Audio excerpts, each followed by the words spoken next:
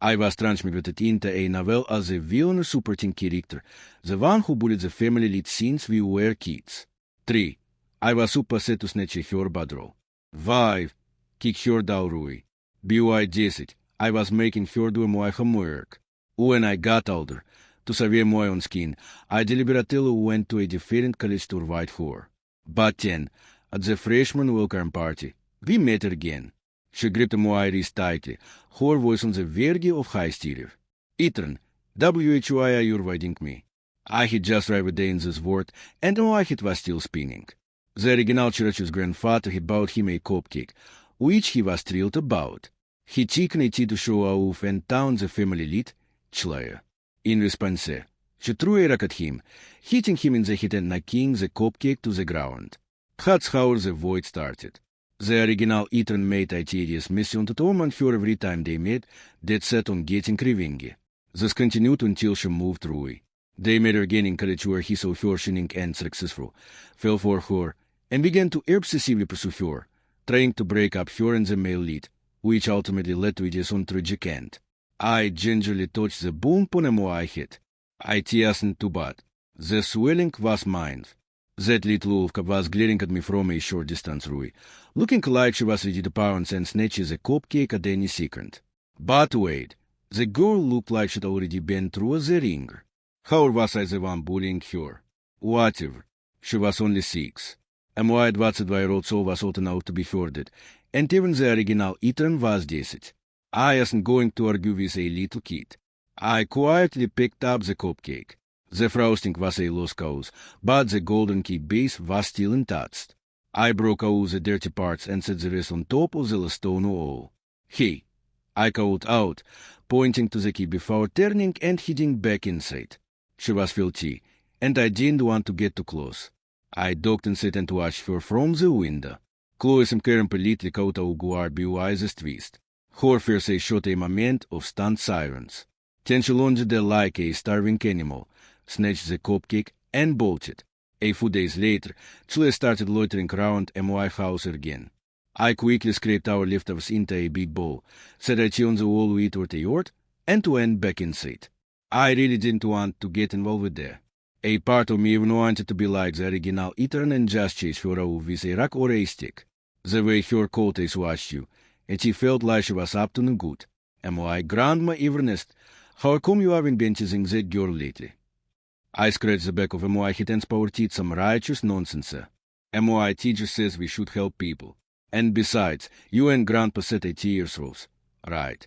Her dad's a drunk who ignores her and her mom took off. It's really sad. And my grandma stroked my hair lovingly, telling me I was finally growing up. Right. I just hope you'd remember the small kindness and can't forget I ever existed. A week went by peacefully. I was in my room doing homework when a loud crack outside the window made me jump. The bullet left on the wall was now shattered in pieces about 6 feet away. I gripped my pen so hard I thought it would snap, imagining it was Chloe's neck. That little brat. This was the fourth ball. The first one never came back. The second vanished without a trace. The third ended up smashed in the drainage ditch outside our house. And now the fourth had come home to roost, shattered in our own yard, and the little brat herself was long gone. I placed another ball on the wall. Next to it, I put a single piece of candy in a clear green wrapper, the round hard candy visible inside. Then I found a long, thin bamboo switch about 4 feet long and hid behind a thick evergreen bush. I felt like a kid setting a trap for a sparrow in the snow, buzzing with excitement. The moment she showed up, I was going to deliver some swift justice. If I didn't teach her a lesson, she'd think our balls grew on trees. After collecting a dozen mosquito bites, I finally saw Chloe approaching, limping badly. I frowned. She was running like the wind this morning. How did she end up lame in just a couple of hours? As she got closer, I could see that not even the grime kit on her waist could hide the large, bruised lump on her forehead, which was still bleeding slightly. When she saw the candy, her small body froze.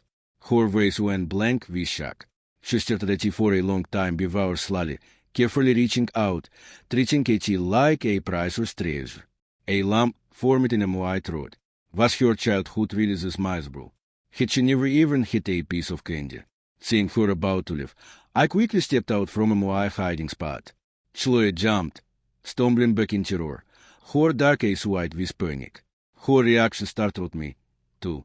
"Don't break my eyeball," I said, dragging the bamboo switch as I walked past her. "Bring it back in one piece." "Got it." She just stood there frozen. I thought for a second, then pulled the rest of the candy from my pocket and held it out to her. "Here." She stared at my hand for a long moment, then spun round and ran off. She limped and swayed, her bare feet pounding the gravel pit as if she couldn't feel the pain. I was expecting her to trip and fall visituabro. Thankfully, she didn't. I looked down at the map where a few candies lay, their wrappers of vibrant, colorful myth.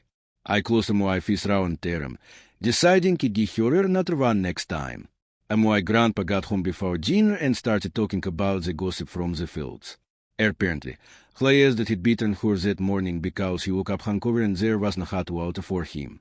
I thought of her bleeding forehead, the way she limped, and the scars on her medicine when she reached for the candy. I lost my appetite during that meal. Sometimes I felt like I was feeding a stray dog. Like right now, I didn't see around. So I tapped a small aluminum pan with my chopsticks. An aluminum pan. To serve the rest of our ceramic bowls. Of course. It didn't take long for Chloe to appear at the sound. She watched me from a distance, her dark eyes shining brightly in her grimy ways. They were weary and guarded, but held a flicker of hope. That look of hers really got to me. I quietly placed a milk toffee on top of the food, gave her a nut, and went back inside. The thought did cross my mind. Should I just soup in while she's young? A kind of be-brought romance. A nurturing type of thing. I mean, I was already acting like her guardian, right? But then I thought, no, I'm not a creep. And my parents ran a small business in Denver while I lived with my grandparents in a small town just outside the city. I'd be moving to Denver for middle school after I finished elementary here. Chloe, who was 3 years younger than me, he just started first grade this semester. Apparently, a teacher doing rounds for a truancy prevention program discovered an unrolled child. They had to track down her drunk of a father and force him to register her. He wanted to send her to school because she was a girl.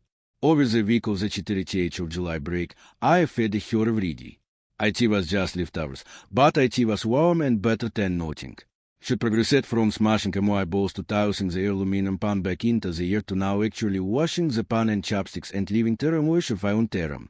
I guess she was capable of gratitude after all. I took the towel back a second later. Grateful my ass. The little brat stole my poor bone. The lady at the food stand was handing IT to me, and as I reached for IT, Chloe darted in, snatched IT right out of her hand, and disappeared in a flash. I looked at the vendor. The vendor looked at me. She clearly wasn't going to eat the coast. I sighed and pulled out another dollar to buy a plain steam bone. The poor bone was $1. The plain one was. Sam, and my grandma had given me $2, leaving me with 30 cents. That doll was supposed to be for a new pen. That little brat. The first day back at school, I was in the classroom collecting homework and trying to get morning reading started.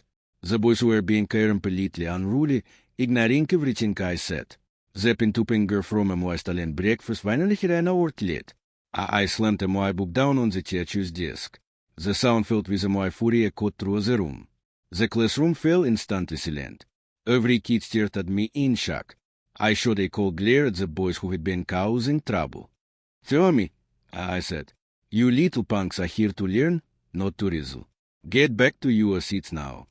Maybe it was the force of my adult personality, but the 10-year-olds, though they looked resentful, shuffled back to their desks without another peep, listening to the drone of their reading route, looking out at those innocent foul grady faces. The whole situation felt surreal. Me, a 22-year-old man, was now a foul grader, and the class president, no less. I was killing IT. During the morning exercise assembly, I discovered I was also the one leading the exercises. Seriously, thankfully, I had the original Yidhan's memories, or I would have made a complete fool of myself. From my spot up on the stage, I had a clear view of everything. To the left, A first grader who looked like she'd been pulled from a dumpster was getting an earful from a teacher. She stood ramrod straight, staring at the ground, scuffing one foot against the other with a look of pure jever, and that was instantly irritating. Lunch was a free meal provided by the school district. IT was edible enough to keep you from starving, but you'd never call it delicious. Chlaya, however, would wolf down 3 whole bowls. She shoved food into her mouth like she was a starving ghost, stuffing her cheeks with each bit, chewing twice, and then swallowing whole. IT was hard to watch. In my past life, every girl I knew had been raised with love and care. After school, I stayed behind to make sure the classroom was cleaned, then locked the door and left the con the teachers in the zeal as usual. I had just reached the bottom of the stairs when a group of older boys ran past, carrying Chloe between them. I stood there for a moment, sighed, then turned round, went back upstairs, and knocked on the 6th grade teacher's door. Might as well be the hero. The teacher was frantic. I wasn't too worried. I knew from the plot she wouldn't die. By the time we found her, she'd been dumped in a muddy irrigation ditch by the side of the road. She was sitting in a corner of a tea, sucked through, looking tiny and utterly alone. My heart clenched. In the original story, Ethan had seen this happen too. It let it play out, even lifted her, thrown more tent out on her, and tormented her before finally leaving. I walked to the edge of the ditch and held out my hand. Come on. The little matka-kid figure didn't move. Her eyes were piercingly bright and cold, where there should have been childish innocence. There was only a dark, vicious look that promised to drag everyone down with her. I thought for a second and offered her a piece of candy. Her eyes slowly shifted to the candy. Her dark pupils contracted, and for a second, a flicker of vulnerability shot through. Come on, I said, holding it out a little further. After a long pause, she tried to stand. The tickmot clung to her, threatening to pull her small frame back down. She struggled with her hands and knees, getting up, vowling, getting up again until she finally made IT to me. A hand completely kicked in mud with no skin shank, reached for the candy. I pulled the candy back, took her hand, and dipped it in the clean water at the edge of the ditch. Her hand was so small and thin, all sharp bones. A heavy feeling settled in my chest. Let's get the motto first. The teacher stood by, frowning as if this was the biggest inconvenience of her life. Finally, she said to me, "Why don't you take her home, son?" I replied flatly, "Teach, you should probably be the one to handle this." Chloe's duty is a tyrant drunk. He gets violent. In the end, the teacher called the parents of the 6th graders involved with her. They worked something out, got Chloe cleaned up, and dressed her in some independent clothes. After all this time, I finally got a good look at the star's family lead. She had a delicate face, big eyes, and fair skin. A little too thin, but she was definitely pretty, just as you'd expect from a protagonist. She trailed behind me wearing someone else's old backpack. It was so big on her that the bottom hung down to the backs of her knees. The books, since it were probably endemons from one of the 6th graders, too. Her old backpack, a grimy black thing with a broken strap tied in a knot and a busted zipper that got it open, had met its scent in that muddy ditch. It looked like something she'd fished out of that trash. Anyway, I turned to look at her. She stopped walking and stared back at me, for your precision cold. "I didn't appreciate you stealing my breakfast this morning," I said. "If you ever do it here again, I swear I hit you. You can't test me on that." She shot me a venomous glare, and then took off running. "You agandi?" I yelled after her. She skidded to a halt, spun round, ran back to snatch the candy from my hand, and then took off again. I couldn't help but mutter, "Little brat." When I got home, my grandma asked why the girl hadn't been coming round for her meals. I said I didn't know. Maybe she was holding a grudge because it threatened her. The pings upon didn't bring her running anymore. The food I left on the wall sat there untouched, attracting flies. Or maybe with the free school lunches, she was getting by just fine and didn't need more leftovers anymore. I decided to tear her for a couple more days, and if she didn't check the food, it'd stop. But I'd forgotten what kind of story this was. This was a story about redemption, which meant the family lit us and just suddenly annihiled. Should been that way all long. She snapped a tsatsnik right in front of me. Motorcycles over sped down our town's main road, carrying passengers. A tiny kitten soon get out of the way in time and was run over. IT was twitching on the pavement, blood coming from its mouth, unable to even see our way out. IT isn't going to make IT. Chle was standing about chase from the kitten and saw the whole thing. I was a few yards behind her. She stood there for a long moment, then slowly walked over and picked the kitten up by the scruff of its neck. The kitten was still twitching, but its movements were faint. I thought she was going to move IT to the side of the road, maybe pet IT and comfort IT in its last moments. I was wrong. She held its head in one hand and its body in the other, and with a sharp, brutal motion, she snapped its neck. Cold dread washed over me. The hair on my arm stood up, and my scalp prickled. I took an involuntary step back. She turned and looked at me. Her expression utterly detached, as if she were something not quite human, part demon, part dirty. She didn't move and I was too scared to. The ultimate breeze felt like it was freezing me solid. I chased until the motorcycle sped by and I heard the distant sound of other kids laughing that the spell was broken and I felt like I was back on Earth. She moved and gently cradling the now still kitten in her arms and looking down a small pit that barbarity filled. I hesitated for a second and followed her. I was afraid she was going to cook and eat IT. She didn't eat IT.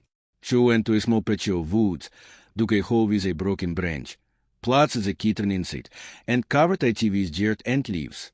Watching her small back, I suddenly understood why she done IT. A quick end was better than Isla, painful this, ripping out the band-aid, but she was barely 7 years old. I thought the Maggie knew what kind of lie she must have led to become so brutally pragmatic at her again.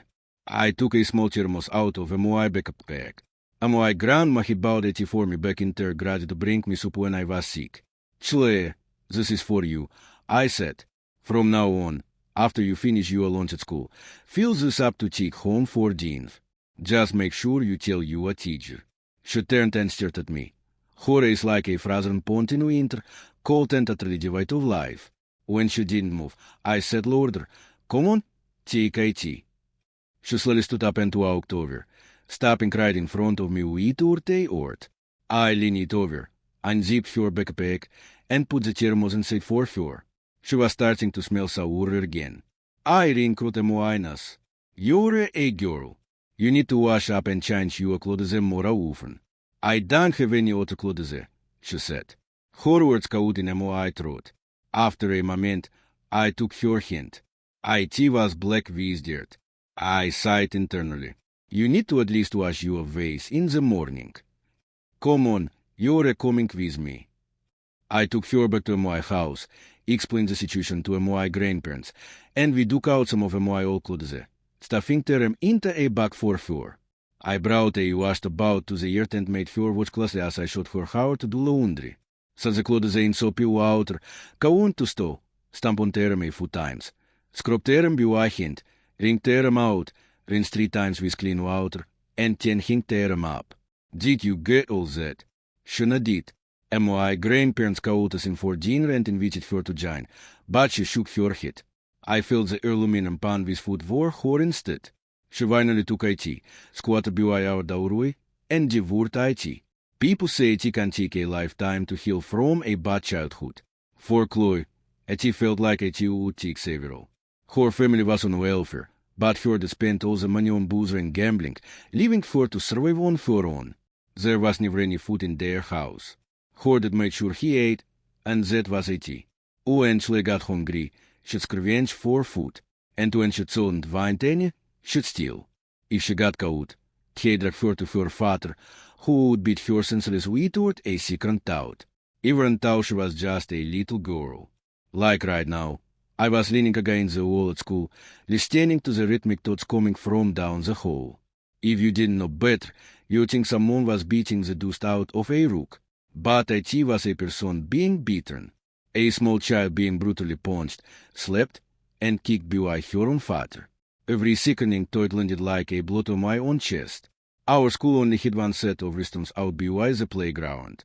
I was heading down to sit there when I saw her get kicked so hard she flew from the classroom doorway into the wall of the open-air hallway. She crumpled there like a discarded doll, too weak to even fight back. I quickly ducked back behind the corner, not wanting her to see me. A teacher was trying to reason with the drunk. You can't hit a child like that.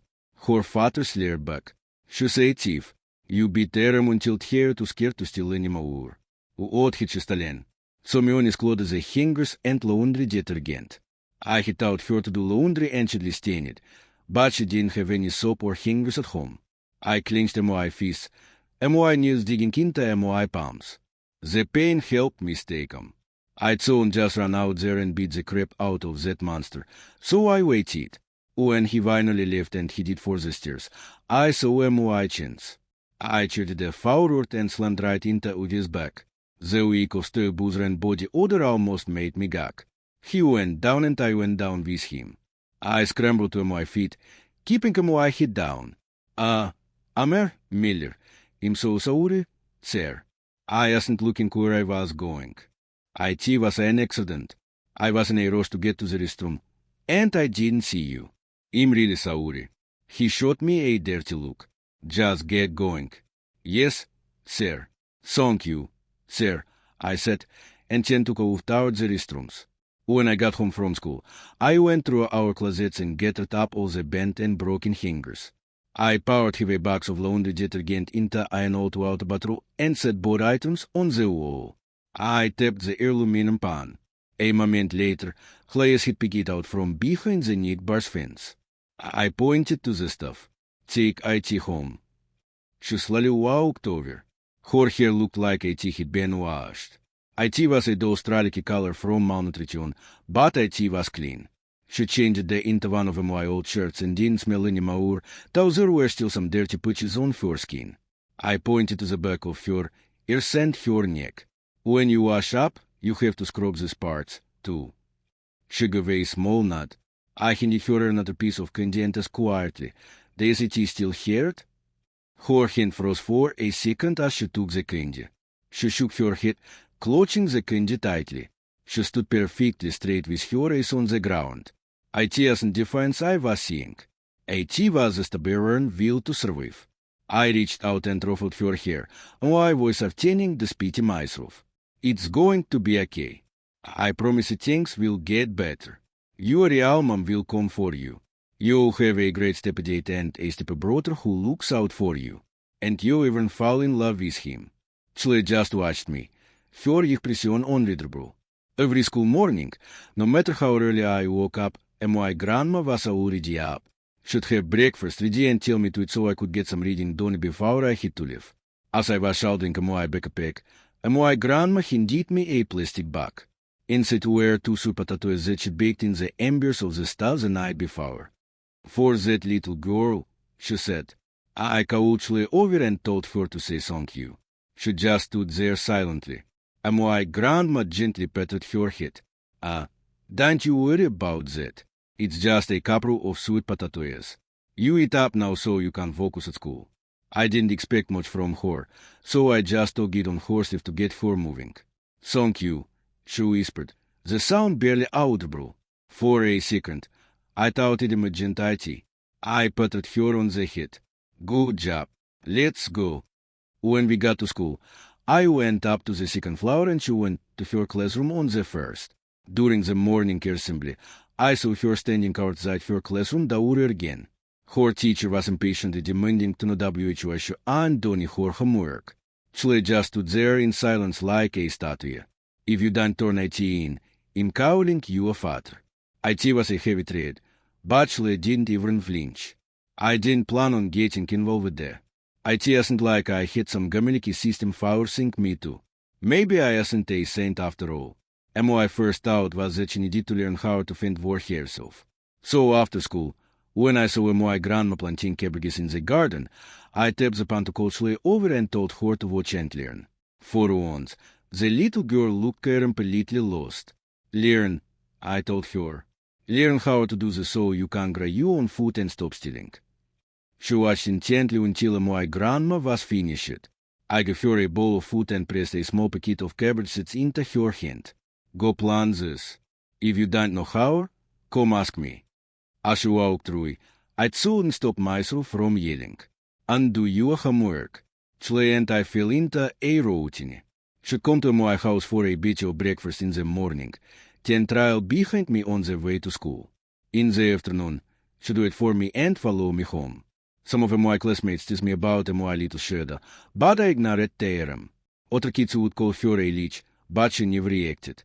But one day, when a boy threw a motklo at her, she flew at him like a wild animal, tackling the kid who was a hit out and her and cheering into him. I tried to call him a string to pull her off him, and I gave her a stern lecture, but she just looked at me and said, "Your clothes are." I soon let them get your clothes dirty. I sighed, brushing the dirt from her shirt. You can always wash clothes, but if you get hurt, that's different. That shirts. To keep the other kids from bothering her, I started having her do her homework outside the first grade teacher's office until I was done with my classes. Then it walked her home. I was stunned. Ma'am, I'm not her guardian. I have no obligation to stand here and get a lecture from you. The teacher was taken her back, but you've been trying to help her. You want her to improve. That's your job as a teacher, not mine. I said, you're not related. I'm just a kid from her neighborhood who knows her. When I walked out of the office, she was waiting by the door like a kicked puppy, looking both hurt and furious. Her little fist clenched as she glared at me. I smacked the top of her head lightly. I help you because I choose to, but I'm not your parent. Some things are not my problem. I turned to leave. How dare she be angry? I was the one who just got shot out for no reason. Being told I wasn't being a good big brother to her. The injustice of it made me so mad that I walked back and gave her a sweat on the back. Why are you fighting? And why do you have to slam the kid into a wall? You're too violent. What if the teacher calls you a dead? He kill you. Now go apologize to that boy. Or don't ever talk to me again. She shot me a quick look. Then launched herself into the office like a cannonball. She dropped to her knees in front of the other boy with a loud toit. "I'm sorry," she yelled. I was speechless. The teacher was speechless. The little boy she'd been fighting, who had been sobbing OHSA's out, was so shocked he just stared at her, his mouth hanging open, were jetting to see why. My started to stink. Did this kid really think that's how you apologize? B.Y. kneeling. On the way home, I gave her a long talk about apologies. I explained that it's about understanding what you did wrong and meaning to when you say you're sorry and that you have to try not to make the same mistake again. Otherwise the words are empty and that you should never ever kneel unless it's for something incredibly important. I was going on and I noticed her eyes were sparkling. They were carried into little crescent moons and her face was lit up with pure happiness. Strange. I'd never seen anyone so happy to be getting a lecture. During finals review, I happened to see one of her language arts tests. She'd scored an 18. I was absolutely floored. The family lead in the novel was said to be a genius. I am 18 in language arts. The book didn't go into much detail about her childhood. Most of it came up in flashbacks when the villain or supporting character was harassing her in college, so there was no way to know if she'd actually gotten an 18 in first grade in the original story. I looked up from the crumpled test paper to Chloe, who had her back to me, but was clearly sneaking glances at me out of the corner of her eye. "It is your math test?" I asked. She hesitated, then slowly, reluctantly pulled another wrinkled paper from her back. It was just as wrinkled, but the red ink stood out. 83. Okay, so good she wasn't hopeless, just struggling in one subject. With only 2 weeks until finals, there wasn't much I could do to help her catch up. I showed her how to organize her schoolwork and told her to spend the weekend at my house, redoing all her old tests in a notebook. It helped her with the one she got wrong. I thought it'd be pushing a full house, but it was more like trying to fill the ocean with pebbles. She didn't understand this. So don't do that. I finally understood the suffering of teachers. Finals were a lost cause. You'd have to work on it over winter break. After her last exam, I had her bring over her textbooks and I started teaching her everything again right from page 1. And my grandparents would chuckle and say, "Look at our little Ethan playing teach. He's so smart." Smart or not, this particular student was a real challenge. When our report cards came, I got a 98 in language arts, a 100 in math, and a 99 in English. Чле got a 45 in language arts, and a 85 in math. I greeted them while I and resigned myself to another round of tutoring. I don't know what clicked, but this time, she learned incredibly fast. Besides a few concepts in language arts that she just saw in grasp, she picked up everything else almost instantly. And my parents came to pick me up for a visit to Denver, and they brought their workbooks and study guides it as for. I left Chloe with a mountain of her assignments in order to keep her busy for the entire winter break. As I was leaving, she just stared at me, her big eyes filled with a sad reluctance, but at her head. "I be back before you know 80. I bring you candy and a toy. I probably be back right around the time you finish all those workbooks." I could have stayed, but in the story, Ethan always spent part of each school breaks with his parents, so I had to keep up appearances. When I came back for New Year's, I brought Chloe 2 boxes of paits, a couple of spinning tops, and a new pair of shoes. I bought this with my own loans and my reward money. I made sure to tell her. I was hoping she'd remember her all this kindness so that when we met again as adults, she'd greet me with a smile instead of, trying to murder me. She just stood there holding the shoebox, not saying anything. I leaned down to get a better look at her face. Her eyes were rimmed with red, tears were stunning on her lashes, and the tip of her nose was pink. Seeing her like that made my own throat feel tight. I reached out and gently ruffled her hair. It was clean now, shiny and soft, and he'd gotten much longer. "Happy New Year, Chloe." She pressed her lips together, and it was a long moment before she looked up at me.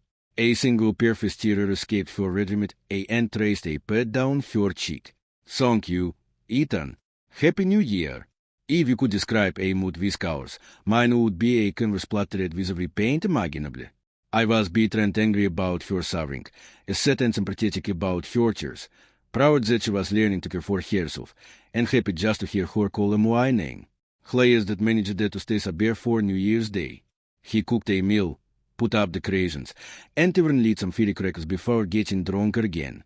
I took Chloe and my cousin, and we joined a big group of kids from the neighborhood, going door to door to wish everyone a Happy New Year. By the time we were done, our pockets were stuffed with candy and a little bit of New Year's money.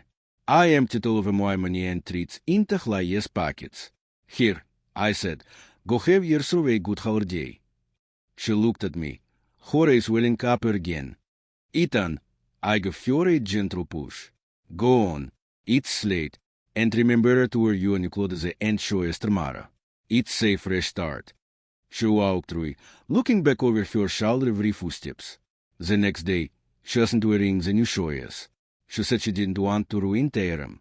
The whole semester went by, and I saw her cycle through various pairs of worn-out, broken shoes, but never the new ones I gave her. She got perfect scores on her report card that semester, which made me incredibly proud. All that time I spent quizzing her on the walk to and from school and tutoring her on weekends had paid off. She shot up in height, too, and in second grade, she was even elected class president. By now, Chloe had transformed into the very picture of a Silverland scholarship kid. Her clothes and shoes were old, but always clean. She wore her hair in a high ponytail, held her back straight, and looked ahead with a neutral expression. She carried herself with a quiet dignity, the kind you see in dorking kids from the low backgrounds. She looked like she could be in one of those after-school specials. She was growing her own food, doing odd jobs for neighbors to earn a little money, and still managing to keep her grades up. The neighbors were kind and would hire her for small chores, paying her with rice, flour, or vegetables. It was a way to help her out while letting her keep her dignity. She was managing to get by. All she had to do was stay away from her father. As she got older, she got faster. She was able to avoid him most of the time. And on the rare occasions he called her, she was usually able to get away and run to my house where it patched her up. At the end of the school year, she came to me beaming, holding a reward certificate. I was so happy for her. I picked her up and spun her around in circles. That wasn't just her reward. That was a testament to my teaching, failing all year and 10 years in the finals. As her WHY her regular test scores were so bad. She such a soul understand the teacher, but she could understand when I explained IT. Fine. I guess I had a knack for teaching. Intergrade. Highest teacher stopped me one day. She told me Chloe had written an essay for class called I be brought. She such an writer IT was about me and that IT was so moving a team made for CRY. She was going to read IT root to the class as an example, but Chloe ran up to the front and begged it for not to. So she relented. The teacher then went on and on about how kind and helpful I was and how I was destined for great things. She said she learned a valuable lesson from me, that helping someone isn't just about pulling them out of the ditch, but also about teaching them how to clean themselves off and stay out of the ditch in the future. After that, my own teacher started praising me, 10 teachers from other grades and even the principal. Because of that essay, in 6th grade, I was given a City Good Citizen award. The citation maintained my work helping a younger student overcome the trauma of domestic abuse, helping her find support in the community, and inspiring her to love learning and achieve academic excellence. I never imagined my actions would be seen as something so noble. I just figured I had to keep her going until her biological mother showed up and then everything would be fine. But then the unthinkable happened. I never realized just how insane her father was. In the dead of night, the silence was broken by the hurrying sound of someone being beaten. I heard a neighbor, M.R.S. Davis, screaming, "Clark Miller, you got them busted. You keep hitting her like that and you're going to kill you on doubt." By the time people threw on. Their coats and ran over. Chloe was hanging from a ceiling beam by her wrists. Her head slumped on her chest, completely unconscious. They say even the most vicious animals don't harm their own young. What kind of monster was Clark Miller?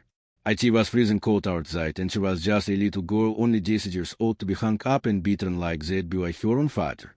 How hopeless must she have felt when she finally passed out? Did she think it was a release? The MIT, a fool of the neighborhood men cleverly caught her down. I rushed forward and ripped her in the overseas rope it thrown on. Her body was ice cold and her pale skin was a mess of various bruises and old scars. I knew she wouldn't die, but my heart still twisted in agony. It was 2 days before Christmas. Other kids were getting spoiled, forgiven for any mischief we say because it's Christmas.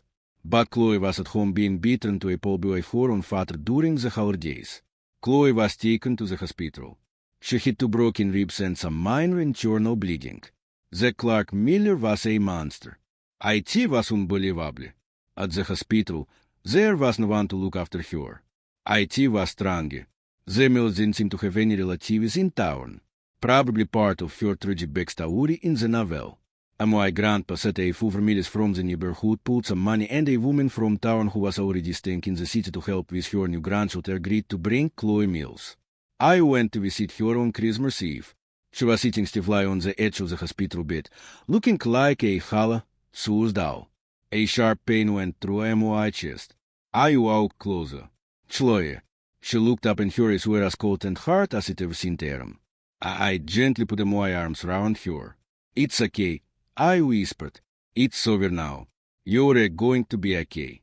She had to stay in the hospital through Christmas, so I bought her a new outfit, new shoes, some snacks, and put some money in a card for her. As I was leaving, she gestured her head with a blank face and said, "Thank you." Not long after that, her mother finally came and took her away. It was for the best. She was getting away from her monster of a father and starting a new life. Chloe, I hope you're happy wherever you are. 10 years later, it was the start of a new semester at the University of Colorado Boulder. Same old convocation ceremony, same old blazing sun. The freshmen sat ramrod straight, their faces flushed and sweaty, but beaming with excitement. The upperclassmen, on the other hand, looked like wilted litties, half dead, and radiating poor annoyance. My roommates and I were busy cursing the sun, the heat, the dean who scheduled this thing for 9 a.m., and the announcer who had just forbidden umbrellas. "Hello everyone, I'm your freshman class representative, Chloe Miller." The voice was cool and clear, and it hit me like a splash of cold water. I froze. Chloe Miller soon be. I snapped my head toward the stage. The girl speaking was practically glowing in the sunlight. but Chloe was super set to be a Georgetta Orn with the male lead. This was big bolder, and I was a junior in college. Shouldn't she still be a senior in high school? Was it just someone with the same name? No, it was her. I recognized her instantly. Pictures and videos of her had already been making the rounds in my dorm along with all the campus gossip. The little girl had grown into a stunning young woman. She moved with a gentle, easy grace, but her still had that same coldness, a quiet, reserved chill.